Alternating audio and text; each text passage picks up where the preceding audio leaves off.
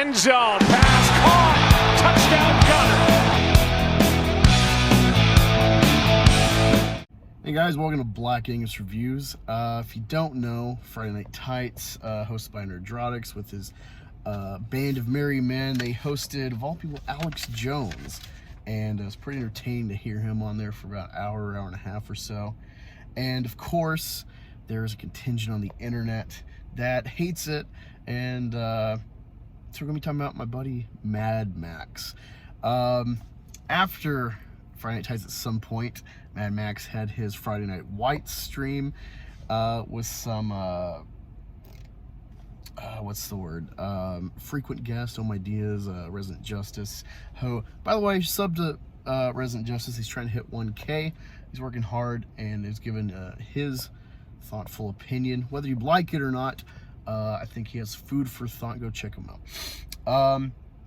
But anyway, yeah, they're hosting this and they're all about, oh, it's a grift.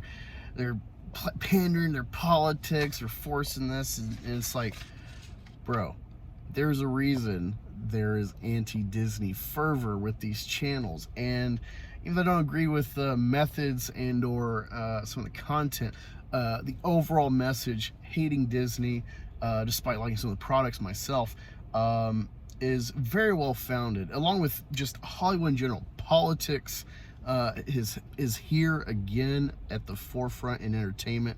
Don't play dumb. Don't act like it's not there. I guess before I get into it, though, the point of this video is conversation with Max. This is what I want to stream about, kind of one-on-one, once we get all this out of the way, and have a discussion, dialogue, and learn from each other. Maybe throw out the link to people. But, you know, Max, I think, has real talent on YouTube. He's a great memer. He's got a lot of fervor, a lot of energy. He's animated, he's entertaining with his rants, regardless if it's 10 in a row about Jeremy Griggs or what have you. He's a funny guy, and I really think he means well. But you know, what I was saying, he's kind of disingenuous. He's grifting a grift. If he thinks that it's all a grift, well, most of his content is grifting that. You know, they're building their channels, discussing their opinions about X thing in Hollywood or entertainment, and your channel is discussing their discussion and not liking it. And so, you know, there's that. But and I'm entertained, but you know, I get frustrated because, like, if that's all I thought you could do, Max, I would leave it be. But you got so much more to offer. You are a leader. You get people around you. You got a knack for it, and that's why I'm like, oh man. After we talked first time, like, a couple years ago, it's like, oh, he's more Jeremy videos. What are you doing? Like, we talked about this, Max. But yeah, while I was at work, well, I'm at work, but when I had free time, I just jotted down some key things that people forget about Disney and politics. Now, mind you, you could argue, like some people do with comics, politics has always been here. And sure, one of the greatest films of all times, just like critically, Birth of a Nation, is a big Ku Klux Klan propaganda piece. It was hosted on the White House lawn, first film at the White House with Woodrow Wilson. And also the first film school in Russia, communist Russia, and they perfected montage and editing and propaganda. Hitchcock kind of advanced their techniques, I think without an agenda, but they were very effective, so much so that the Nazis, even though they're complete foes, Goebbels and company, utilized the groundwork that the Soviets used with film and advanced it in Germany for their propaganda. And I think it's very clear how effective that was, politicizing, propagandizing entertainment to send a message, to direct people for a cause. And I think the chance to do that is neither good nor bad, but we've seen most people with the money and the power do this for ill gain. And utilize a lot of useful idiots like I see today on Twitter with these discussions. All right, so we'll get into Disney. Now, Max, if you've talked about any of this stuff, if you hit at it, good on you. But like, I do not recall, or I did not see, and it's not at the forefront. You're always like, they're pushing Trump or blah blah blah, you know, the right or alt-right, you know, you can kind of conflate that shit. So Disney, Mulan, they thanked the province who has the Muslim Uyghur camp, Uyghur or Uyghur, whatever, concentration camp for an ethnic minority of Muslims in China. They're sterilizing people. You know, these are human rights violations by China, and Disney is thanking them. Apparently, someone found the actual camp or whatever in the background of Mulan. I haven't confirmed that myself, but yeah, it's like, and also, let's say 2018, 2019, there was this Georgia heartbeat bill in debate, an anti-abortion bill, and Georgia has become a huge, like a second Hollywood, a lot of investment by lots of companies, and there was some boycotting, or at least talks of boycotting, like every Avenger actor, all these people, a lot of Disney employees were, you know, pushing to boycott and threatening, like, we're going to pull our industry. You hate the idea of, you know, boycotting films because all the people that work on it are going to lose their jobs.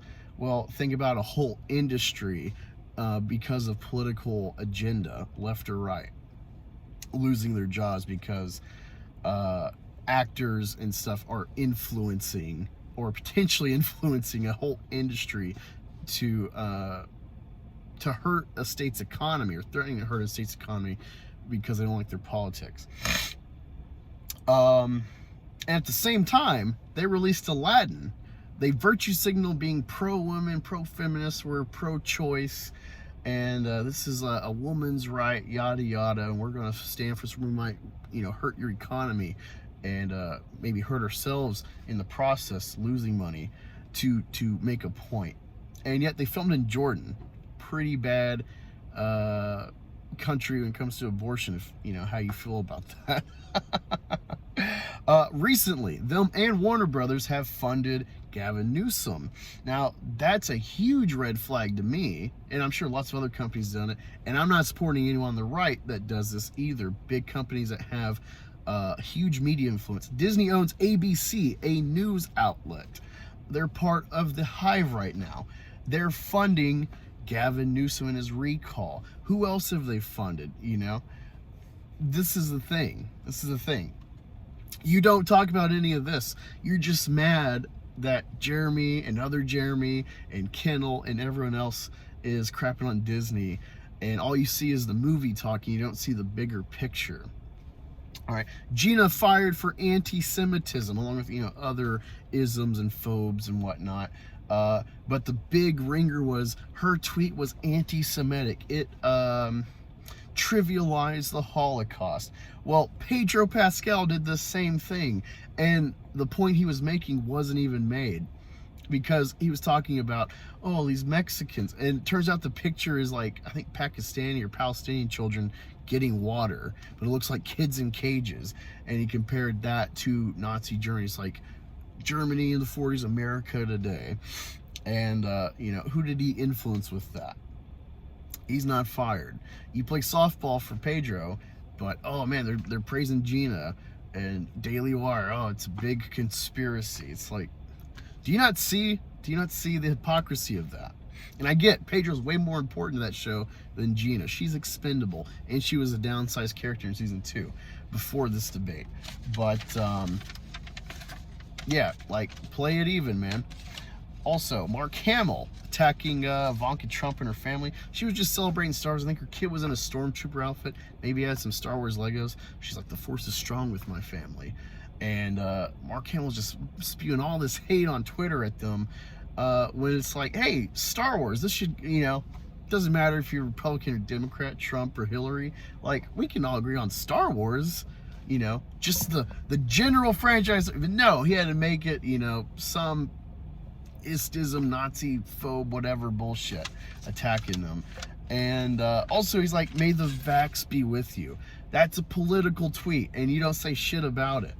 But oh, they're praising Gina, you know, and it's like I do myself, being on this side, hate seeing the shut the fuck up actors, but then, oh yes, Gina Carano said something that I agree with politically. It's like, I thought they're supposed to shut the fuck up. They're entertainers. That does irk me. So I am fair on this. And then you get in the NFL, Max, with politics being forced in football, of all things. The Black National Anthem before the regular anthem. Like, the national anthem is a unifying thing. It's for all, it's the American anthem. It's for every countryman. And yet, they gotta be divisive and make, introduce a race-based anthem. And so, where does that stop? Why isn't there an Asian one? Why isn't there a Latino? And then it just gets fucking stupid. Why are we bifurcating? Why are we not all uniting in, hey, we love football, even though I hate your fucking team and you hate mine. We're here for football. And the unity of that rivalry, of the contained tribalism that be. Also, Pittsburgh Steelers, one example, check out Black and White Sports for more detail about this. They covered this shit. A lot of Pittsburgh players put on the name of some nearby black gun shooting victim from a cop altercation, and it turns out they were lied to by the Steelers organization and/or Mike Tomlin, the coach, about the circumstances of why this black kid has been shot, because he actually committed a drive-by shooting prior to that. And some of the players were really pissed about that, and then they're like, yeah, get that shit off my jersey. Because a lot of these black guys in football, they're from the hood. They've seen this dumb shit, and football was their way out. Football is kind of like the Army. It doesn't matter your color, you're here to be on a team, and you're kind of above the shit you're from. It's a unifying thing. And same with, a lot of the white guys in the NFL. They're from a lot of like trash rural towns. The only way you can make money if you don't break it in sports is meth. I'm from a town like that. So yeah, there's just a quick rundown, off the top of my head, recent shit of politics and entertainment. But you're so triggered by these little like surface level things that big menace channels are doing or adjacent, and you're not even digging into it, and you're playing like one side. But you're supposed to be fair and balanced, Max, and that's what's so frustrating, along with just the repetitive nature of this content. Like, oh, they did this, or they said that, or oh, he's misogynist. And it's like, so what? People can be that. Are we policing people now? But ultimately, Max, this is frustrating, but and I hope we can dish it out more, come to blows and then hug afterwards digitally through stream, and be standard bearers for movie talk. Because I agree, I'm very frustrated that any of this shit is being brought in to movie talk. But the main point of all these points, especially like the heartbeat bill, the funny, like, politics is being brought into it from the start. It's not disingenuously brought in by these commentators with these franchises, with these products.